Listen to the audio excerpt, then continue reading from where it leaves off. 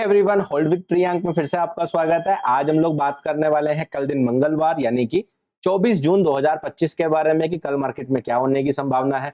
Video के अंदर हम लोग कवर करेंगे तीनों इंडेक्सेस को, बिटकॉइन को और साथ में कवर करेंगे दो स्टॉक्स को भी, उनके एनालिसिस भी हम इस वीडियो के अंदर कवर करने वाले हैं। तो आप लोगों को जल्दी से डिस्क्लेमर पढ़ना है, लेकिन डिस्क्लेमर पढ़ने से पहले एक छोटा सा अनाउंसमेंट वापस कर दूं। वैसे कल वाली वीडियो में भी था, आप लोग बोलोगे डेली एक ही बात बोल रहे हैं, लेकिन कल कुछ थोड़ा सा अलग हुआ था तो मैं आपको बता दूं।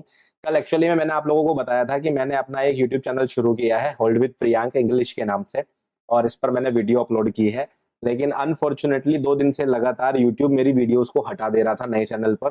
बट जो सेकंड वीडियो हटाई उन्होंने, उसके बाद मुझे उनको ईमेल लिखने का ऑप्शन मिला। पहले वीडियो पर ईमेल लिखने का ऑप्शन नहीं मिला। जब मैंने उनको ईमेल लिखा और बताया कि ये वीडियो में कोई ऐसा चीज नहीं है, तो उन लोगों ने, आप देख सकते हो, वापस जो है वीडियो को कर दिया है। तो अब वीडियो जो है वापस आ गई है। अब इस बीच में मैंने जो है अपने मेन यूट्यूब चैनल यानी कि जिस पर आप वीडियो देख रहे हो, एक पोस्ट लिखा था कि यूट्यूब ने वीडियोस हटा दी हैं। तो उसको क्लैरिफाई करना चाहता हूं कि क्योंकि ये वीडियो हट गया था इसलिए मैंने वो पोस्ट लिखा था। बाकी अगर आप लोग EMA21 स्ट्रेटेजी मेरी देखना चाहते हैं तो आप लोग ये वीडियो इंग्लिश में देख सकते हैं, और हिंदी में ये ऑलरेडी इस चैनल पर अवेलेबल है। तो आपको जिस भी लैंग्वेज में अच्छा लगे उस लैंग्वेज में आप जाकर ये देख सकते हैं। और बाकी अगर कोई ये वीडियो कोई यूट्यूब का बंदा सुन रहा हो तो भाई, मेरी जो पहली वीडियो थी उसके अंदर भी मैंने कोई स्कैम प्रमोट नहीं किया था, और उस वीडियो के अंदर भी मैंने कोई गारंटी नहीं दी थी। मेरी सभी स्ट्रेटजीज के अंदर मैं ये बताता हूँ कि इसमें स्टॉप लॉस भी होते हैं, टारगेट भी होते हैं, और आपको पेपर टेस्ट करके पहले देखना है, पेपर ट्रेडिंग करके देखना है कि ये आपके लिए सही है या नहीं। तो अगर आप यूट्यूब से सुन रहे हो तो भाई मेरी पहले वाली वीडियो भी वापस कर दो। बाकी जो लोग हिंदी चैनल को देख रहे हैं और बोल रहे हैं इस वीडियो के बीच में ये क्या आ गया, उनको मैं बता दूं, ये मेरा एक बैकअप चैनल भी है और इंग्लिश चैनल भी है। तो अगर आप लोग कभी इस मेन चैनल पे स्ट्राइक आ गया तो उस केस में मैं अपनी वीडियोस को इस चैनल पर अपलोड करूंगा। इसलिए आप लोग इस चैनल को भी सब्सक्राइब करके रख सकते हो, लिंक आपको डिस्क्रिप्शन में सबसे ऊपर मिल जाएगा। ठीक है, तो अभी आप लोगों को क्या करना है, अभी आप लोगों को जाकर जल्दी से डिस्क्रिप्शन पढ़ना है और मैं आप लोगों को मिलूंगा चार्ट्स के साथ। चलिए सबसे पहले शुरू करते हैं निफ्टी 50 के चार्ट से। अब आप लोग निफ्टी 50 का चार्ट जो है मेरी स्क्रीन पर देख पा रहे हो। आज क्या हुआ मार्केट में, जैसा हम लोग कल डिस्कस कर रहे थे कि भाई न्यूज की वजह से अनसर्टेनिटी मार्केट में इतनी ज्यादा है कि कभी भी मार्केट बहुत ज्यादा गैप अप और गैप डाउन ओपन हो सकती है। और वैसे भी वीकेंड पर इतनी सारी चीजें हुई, पहले यूएस का ईरान पर अटैक होना, उसके बाद ईरान का ये अनाउंस कर देना कि हम लोग जो है वो एक उनका मैं नाम भूल गया हूँ, एक जो उनका पास है जिस समुद्र के रास्ते, आप ऐसा समझो समुद्र के रास्ते ईरान, कुवैत, इराक, यहाँ से जितना भी तेल आता है, पूरे दुनिया में जितना भी ऑयल की सप्लाई होती है उसकी 20% सप्लाई जो है वो उस नहर के माध्यम से होती है। उसको इंग्लिश में बोलते हैं, मैं नाम भूल गया हूँ।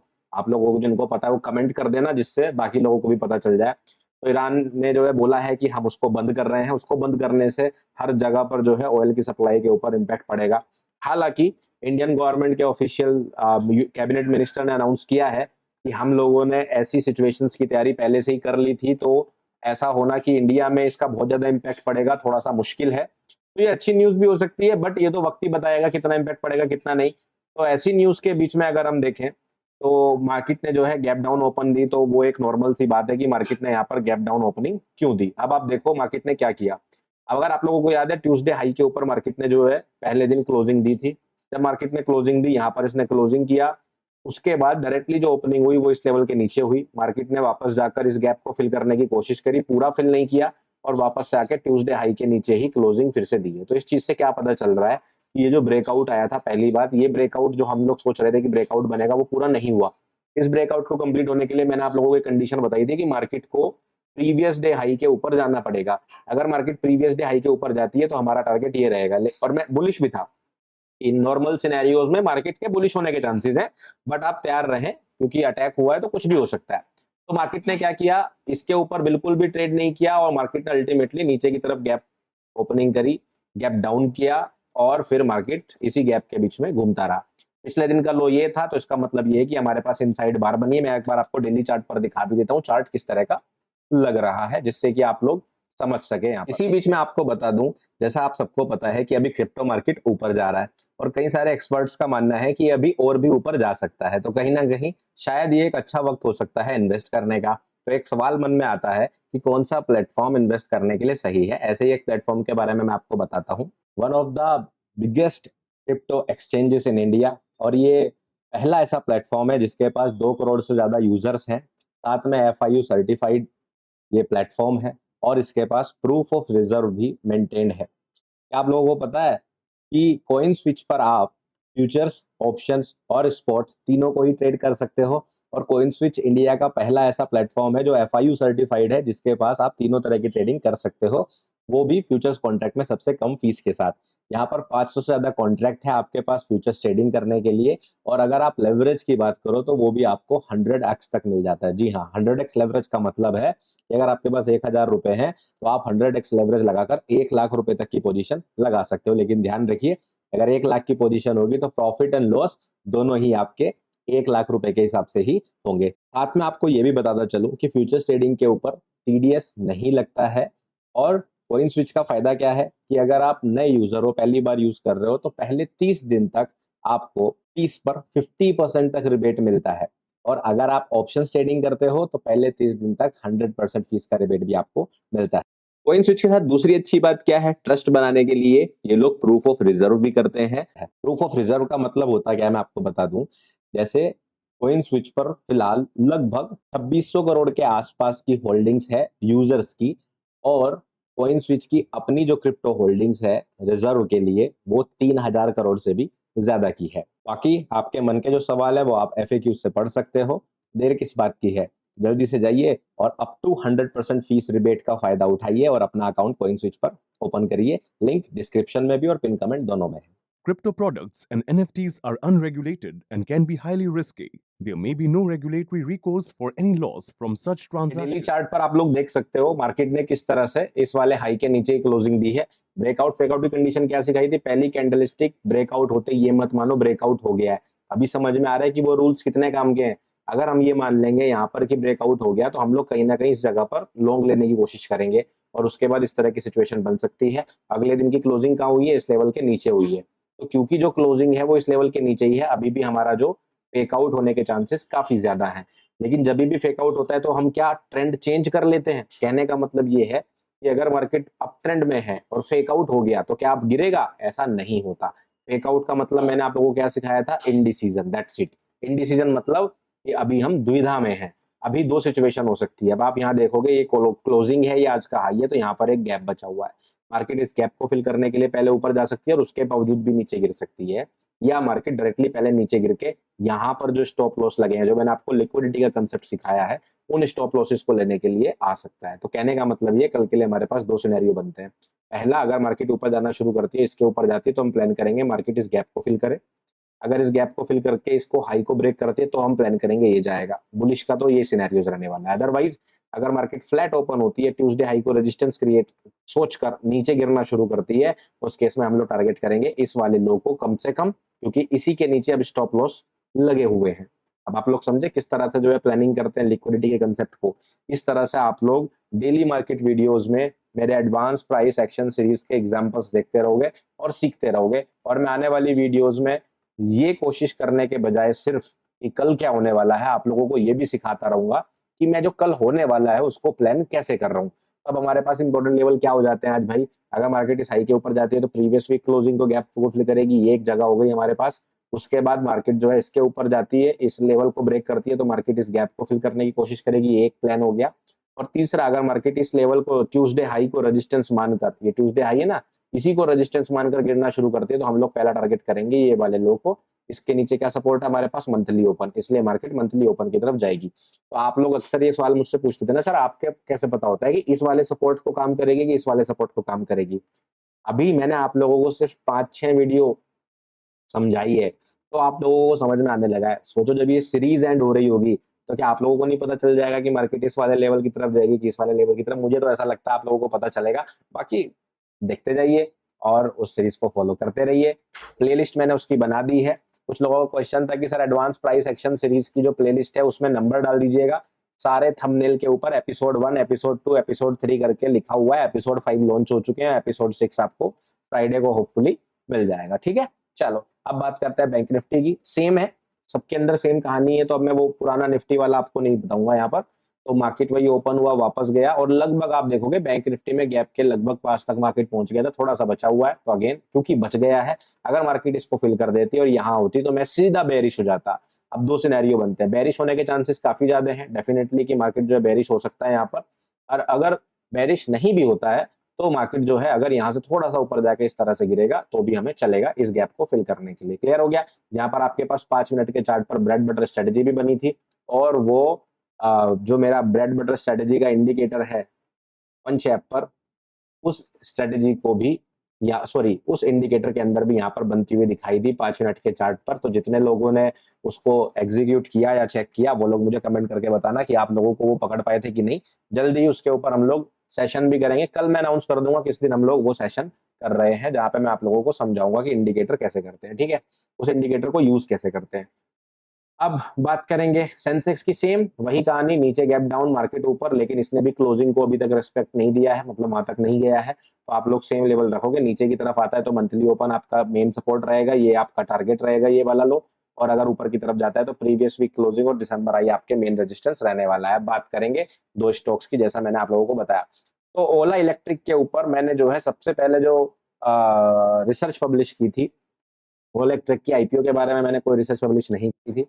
ओला इलेक्ट्रिक की आईपीओ के बारे में सबसे पहले मैंने अक्टूबर के अंदर आप लोगों को पब्लिश किया था, ट्विटर पर भी टेलीग्राम पर भी, और टेलीग्राम में प्रीमियम मेंबर्स के लिए जो मेरी आरए सर्विस चल रही थी उसमें किया था। अब मेरी कोई आरए सर्विस नहीं चल रही है, अभी मेरी सारी सर्विसेज फ्री ऑफ कॉस्ट है। फेक चैनल्स और स्कैमर्स से बच के रहें, किसी को कोई रुपया ना दे, सब कुछ फ्री है फिलहाल, ठीक है। तो यहाँ पर आप देखोगे मार्केट जो है यहाँ पर थी, उसी वक्त मैंने ये चार्ट बनाया था और मैंने जो टारगेट दिए थे वो दिया था ये वाला, कि अगर मार्केट 70 के लेवल को ब्रेक करती है तो ये बहुत ज्यादा गिर सकता है और कुछ पेटीएम जैसे आईपीओ हमें देखने को मिल सकता है। और इसके अंदर मैंने टारगेट दिए थे लॉन्ग टर्म 25 और 30। ये टारगेट बिल्कुल, ये जो चार्ट है ना बिल्कुल वैसा का वैसा ही है अक्टूबर से, यानी कि पिछले 9 महीने से सेम चार्ट चल रहा है। और ये मैंने जो है टारगेट तभी के तभी पब्लिश करे थे। आज मैंने फ्री टेलीग्राम चैनल में भी जो मैंने सबसे पहली रिसर्च पब्लिश करी थी वो पोस्ट कर दी थी, जब प्राइस यहाँ चल रहा था कुछ 90 के आसपास, वो रिसर्च मैंने पब्लिश करी थी। अब उसी का अपडेट मैं आप लोगों को दे दूं, मार्केट जो गिरते गिरते गिरते गिरते यहाँ आ गई है, ठीक है। अभी तक मेरे को सिंपल सा था कि मैंने टारगेट दे के रखा हुआ है तो मुझे कोई चेंज करने की जरूरत नहीं है, लेकिन मैंने देखा कि मार्केट जो है पिछले 3 महीने से एक जगह पर कंसोलिडेट कर रही है। जब भी मार्केट एक जगह पर कंसोलिडेशन करती है तो उस वक्त हमें ये नहीं पता होता कि ये डिस्ट्रीब्यूशन है, अक्यूमुलेशन है, रीअक्यूमुलेशन है या रीडिस्ट्रीब्यूशन है, सही बात है। तो इस चीज को समझने के लिए मैंने इस कंसोलिडेशन को कंसीडर किया कि ये एक जोन है जहाँ पे कंसोलिडेट हो रहा है। हो सकता है मार्केट जो है लोगों को ट्रैप करने के लिए यहाँ से एक रैली ऊपर की तरफ दे दे और वापस से इस जोन को या इस जोन को टेस्ट करने के लिए आ जाए। उस केस के लिए ये वाला एरिया क्या होगा, अक्यूमुलेशन होगा। दूसरा केस ये है कि मैंने जो टारगेट डिसाइड करे थे वो टारगेट बिल्कुल सही डिसाइड किए थे और मार्केट यहाँ से इस जोन को ब्रेक करके नीचे की तरफ इस तरह से चली जाए। ये जो छोटा सा मूव आया है इसको मैं ब्रेकआउट नहीं मानता, ये अक्सर ट्रैप करने के लिए या फिर इसके नीचे लिक्विडिटी स्वीप हो सकता है। लिक्विडिटी स्वीप अभी समझ में आता है किस तरह से ट्रैप पकड़ते हैं। इसलिए मैंने यहाँ पर जो है 42 से 45 तक की रेंज को रखा हुआ है कि हो सकता है ये जो मूव आया है नीचे की तरफ ये सिर्फ और सिर्फ लिक्विडिटी को स्वीप करने के लिए आया हो। अगर ये होगा रीजन तो आपको आने वाले दिनों में यानी कि 1 हफ्ता मैक्स या 2 हफ्ते मैक्स में मार्केट जो है इस तरह से ऐसे रिबाउंड करते हुए दिखाई दे सकता है। उस केस में अगर मार्केट इस हाई को ब्रेक करता है, क्योंकि इसके बीच में कोई और अच्छा स्विंग हाई नहीं है, अगर इसको ब्रेक कर देता है मार्केट तो फिर हमें ये मूव देखने को इसके अंदर मिल सकता है और उस केस में ये वाला जोन क्या हो जाएगा, अक्यूमुलेशन जोन हो जाएगा। बट अगर मार्केट इस जोन को नीचे की तरफ ब्रेक कर देता है तो हमें पता है हमारे नेक्स्ट टारगेट जो है वो शायद हमने सही एक्सपेक्टेशंस के साथ रखे हुए हैं और मार्केट कंटिन्यू उसी तरफ बढ़ती रहे। फंडामेंटल्स जो है वो अभी भी कुछ खास अच्छे नहीं हुए हैं, तो मे बी ये जो ड्रॉप है लगातार चलता रहे। तो ये मेरा कहीं ना कहीं उस रिसर्च के ऊपर अपडेट है।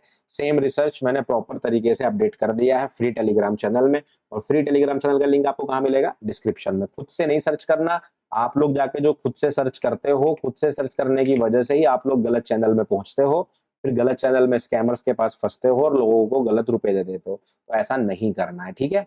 दूसरा स्टॉक की अगर हम बात करेंगे अब टोरेंट पावर की, तो टोरेंट पावर की अगर हम बात करें तो लगातार आप लोग देखोगे कि 3 ड्राइव पैटर्न जैसे स्ट्रक्चर जो है वो बनता हुआ दिखाई दे रहा है। मार्केट ने पहले ये लो बनाया, उसके बाद ऊपर गया, फिर मार्केट जो है ये वाला स्ट्रक्चर शिफ्ट किया, इसके बाद मार्केट स्ट्रक्चर शिफ्ट किया। लेकिन यहाँ पर 3 ड्राइव को मैंने फोकस नहीं किया। क्यों नहीं फोकस किया 3 ड्राइव को यहाँ पर, क्योंकि मार्केट का जो प्राइस है वो नीचे से चला था। अगर आप देखोगे 3 ड्राइव पैटर्न एक रिवर्सल पैटर्न है, तो वो रिवर्सल की सिचुएशन में बहुत अच्छा काम करता है। तो अब अगर आप इस पैटर्न को इस तरह से सोचेंगे कि आप इस वाले लेवल को हटा दीजिए, अब अगर आप देखोगे तो मार्केट जो है ऊपर से आ भी रहा है। यहाँ पर अगर आप प्राइस एक्शन देखेंगे, प्राइस ऊपर से नीचे की तरफ आया, ठीक है। नीचे आने के बाद प्राइस ने एक लो बनाया, फिर इस लो के नीचे स्टॉप लॉस जो थी, लिक्विडिटी जो थी उसको स्वीप कर दिया, फिर इस लो के नीचे जो स्टॉप लॉस लगे उसको भी स्वीप कर दिया। तो हमारा जो है ये 1 2 3 ड्राइव बन चुकी है। अगर मार्केट इस वाले हाई को ब्रेक कर देता है तो मार्केट जो है हमें यहाँ पे इस तरह का मूव देखते हुए देखने को मिल सकता है, और ये एक अच्छी खासी ट्रेड हमारी आने वाले टाइम में बन सकती है। फिलहाल के लिए मैं आप लोगों को सजेस्ट करूंगा, अगर आप इंट्राडे में इसको देखना चाहते हैं आने वाले 2-3 दिन, यानी कि इस हफ्ते में, तो आपको जो है यहाँ से यहाँ तक 1440 तक भी आपको एक ट्रेड यहाँ पे देखने को मिल सकता है।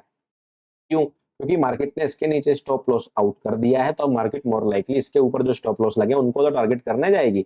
अब इसके ऊपर अगर ब्रेकआउट हुआ तो मार्केट ऊपर की तरफ, और अगर यहाँ पर फेक आउट हुआ तो मार्केट वापस नीचे की तरफ। ये हमारे सिंपल से प्लान है। तो हम लोग इस जोन का भी फायदा उठा सकते हैं। ये तो डेली चार्ट है, लेकिन जब आप 15 मिनट 5 मिनट पर देखोगे तो यहाँ पे आपको एक मूव देखने को मिल सकता है। अब इस बीच में मान लीजिए कल या परसों में से किसी दिन एक इस तरह की कैंडलस्टिक आ गई, यानी कि हमारे पास जो है एक बेरिश कैंडलस्टिक भी अगर इस बीच में आ जाए नीचे की तरफ बनते हुए इस तरह से, तो फिर हमें और अच्छी अपॉर्चुनिटी मिल सकती है यहाँ से लॉन्ग लेने की। तो मेरा ये कहना है कि आने वाले टाइम में, यानी कि आने वाले एक दिन में, आप इसको इंट्राडे के लिए स्टॉक सिलेक्शन में अपने पोस्ट कर सकते हो। बाकी एक इंपॉर्टेंट डिस्क्लेमर और डिस्क्लोजर मैं आपको दोनों बता दूं कि सिक्योरिटीज मार्केट में इन्वेस्टमेंट कभी भी करना हमेशा रिस्की होता है। तो सारे डॉक्यूमेंट्स केयरफुली पढ़ें और उसके हिसाब से अपने इन्वेस्टमेंट डिसीजन लें। बाकी इस स्टॉक के अंदर मेरा कोई फाइनेंशियल इंटरेस्ट नहीं है, ना ही मैं इस स्टॉक को अपने पोर्टफोलियो में होल्ड करता हूं, और ना ही मैं किसी तरह की किसी ट्रेड में इस स्टॉक के अंदर हूं। तो आप लोग अपना फैसला बहुत सोच समझ कर ही लें। ये वीडियो एजुकेशनल और इन्फॉर्मेशन पर्पज के लिए आप लोगों को बताई जा रही है, ठीक है। और सेबीआरए होने का मतलब ये बिल्कुल नहीं है, एनआईएसएम सर्टिफाइड होने का मतलब बिल्कुल भी नहीं है कि मेरी कही हुई हर एक बात 100% सही होगी। क्लियर? चलिए अब हम लोग जो है बीटीसी का भी एनालिसिस कर लेते हैं। तो बिटकॉइन के एनालिसिस में अगर हम बात करें तो कल की वीडियो या परसों की वीडियो, दोनों में ही मैंने आप लोगों को सेम चीज बताया था। अगर आप लोगों को याद है, परसों नहीं उससे पिछले वाली जो डेली मार्केट अपडेट थी, कि यहाँ पर आप लोगों को ध्यान देना है। मैंने वो लेवल्स हटा दिए हैं कि अगर मार्केट 104 को ब्रेक करती है तो 102,700 का लेवल है, और अगर मार्केट 102,700 को ब्रेक करती है तो नेक्स्ट एरिया ऑफ जो इंपॉर्टेंट है हमारा 99,475 का है। तो आप देख सकते हो मार्केट ने पहले 104 ब्रेक करा, 102 पर यहाँ सपोर्ट लिया, फिर 102 को ब्रेक करा तो मार्केट ने किसी के आसपास लगभग सपोर्ट लिया। और अगर आप डेली चार्ट पे देखोगे तो मार्केट ने जो क्लोजिंग दी वो इसके ऊपर दी, और ये अगेन ये क्या बन गया आपका, फेकआउट। 3 ड्राइव पैटर्न बनने में तो टाइम लगेगा, 3 ड्राइव पैटर्न तो अभी देखेंगे, और वैसे भी ये रिवर्सल नहीं है। 3 ड्राइव ज्यादा बेहतर बनता अगर ये मार्केट इस तरह से ऐसे गिर रही होती, तो ये 3 ड्राइव ज्यादा अच्छा होता। तो यहाँ पे 3 ड्राइव की बात तो मैं नहीं कर रहा हूँ, लेकिन आप लोगों को जो ध्यान देना है वो क्या देना है कि मार्केट ने यहाँ पर अभी फिलहाल के लिए फेक आउट दिया है। इसका मतलब मार्केट कहीं ना कहीं इंडिसीजन में है। और आप लोग सेम स्ट्रक्चर यहाँ भी देख सकते हो, लेफ्ट साइड में सेम सा ही स्ट्रक्चर यहाँ बन रहा है। ये थोड़ा बड़ा बना था, लंबे वक्त तक के लिए बना था, छोटे वक्त तक के लिए बना है। तो इसका मतलब यही है कि जो फंडामेंटल्स अभी चारों तरफ चल रहे हैं क्रिप्टो करेंसीज के लेकर, तो आप लोग उसके नजरिए से देख सकते हो कि क्रिप्टो यानी कि बिटकॉइन का चार्ट इस तरह से मूव कर रहा है। कंसोलिडेशन करता है, एक मूव आता है, फिर कंसोलिडेशन करता है, फिर एक मूव आता है, फिर कंसोलिडेशन करता है। तो इसी नजरिए से आपको अपनी एनालिसिस करनी चाहिए। किसी भी मूव के बाद इमीडिएटली ये नहीं सोचना चाहिए कि मार्केट जो ट्रेंडिंग हो गया और एक ही तरफ भागता रहेगा। अगर आप इतने छोटे छोटे इमोशनल डिसीजन लोगे तो फिर नुकसान होने के चांसेस काफी ज्यादा हो जाते हैं, ठीक है। तो इस नजरिए से देखते हुए हमें ऐसा लगता है कि मार्केट अभी और कंसोलिडेट करना चाहती है। अगर मार्केट और कंसोलिडेट करना चाहती है तो उस नजर में मार्केट मोर लाइकली क्या करना चाहेगी, इस एरिया को होल्ड करना चाहेगी। किस एरिया को? इस एरिया को होल्ड करना चाहेगी। अगर हम आरएसआई भी देखेंगे इस जगह पर, तो वो जो है काफी डीप जो है ओवरबोट सिचुएशन पर गया है। हालांकि अभी हमें कोई डाइवर्जेंस देखने को नहीं मिला, जिस वजह से मैं यहाँ पर आपको कोई ट्रेड सेटअप या फिर प्लान नहीं बता रहा हूँ, क्योंकि हमें अभी तक कोई सेटअप नहीं देखने को मिला है। बट हमें ये पता है कि जिस तरह का मार्केट स्ट्रक्चर चल रहा है कंसोलिडेशन वाला, उस हिसाब से हो सकता है कि आने वाले दिनों में हमें यहाँ पर एक बुलिश रैली देखने को मिल जाए। इस केस में आप लोगों को क्या सिंपली करना है, ये जो हाइज बने हुए हैं इनको अपना टारगेट की तरह प्लान करना है। बाकी अगर आप लोग वीडियो के बीच में यानी कि पूरे दिन में और जो अपडेट्स आती हैं क्रिप्टो को लेकर वो देखना चाहते हैं, तो उसका लिंक भी आपको डिस्क्रिप्शन में मिल जाएगा, फ्री ऑफ कॉस्ट है। आप मेरा टेलीग्राम चैनल वो भी ज्वाइन कर सकते हैं। तो पूरे वीडियो में मैंने आपको 3 चीजें बता दी, 2 टेलीग्राम चैनल के बारे में और एक मैंने आपको बता दिया यूट्यूब चैनल के बारे में। देखिए मेरे को क्या करना है सिंपल सा, कि ज्यादा से ज्यादा प्लेटफॉर्म्स पे अवेलेबल इसलिए होना है जिससे कि जैसा अभी यूट्यूब की वीडियो के साथ हुआ कि स्ट्राइक आ गया, कल को किसी और जगह पे स्ट्राइक आ गया तो ऐसा ना हो कि हम लोग कभी आपस में मिल ही ना पाए। आप लोग तो मुझे भूल जाओगे, है कि नहीं? ये नहीं भूलोगे? चलो वैसे मुझे लगता है नहीं भूलोगे, है कि नहीं? बट कोई ना कोई रास्ता ऐसा बना होना चाहिए जिससे कि हम लोग कहीं ना कहीं से कनेक्ट होते रहें, राइट। तो इसलिए आप लोग सिंपली क्या करो कि इन सारी चीजों को फॉलो और सब्सक्राइब करके रख लिया करो। बाकी कनेक्शन के सोर्सेज हैं, इसलिए सारे यूट्यूब चैनल, दोनों यूट्यूब चैनल और टेलीग्राम चैनल को सब्सक्राइब फॉलो करके रखो। और तीसरी बड़ी चीज ये है कि वहां पर मैं नई नई चीजें आप लोगों के लिए लाता रहता हूँ जो आप लोगों को बेनिफिट दे सकती है, वो भी फ्री। ठीक है, चलिए अब आप लोगों को मिलूंगा नेक्स्ट वीडियो में। तब तक रखिए अपना ध्यान, अपने परिवार का ध्यान। Take care, bye bye.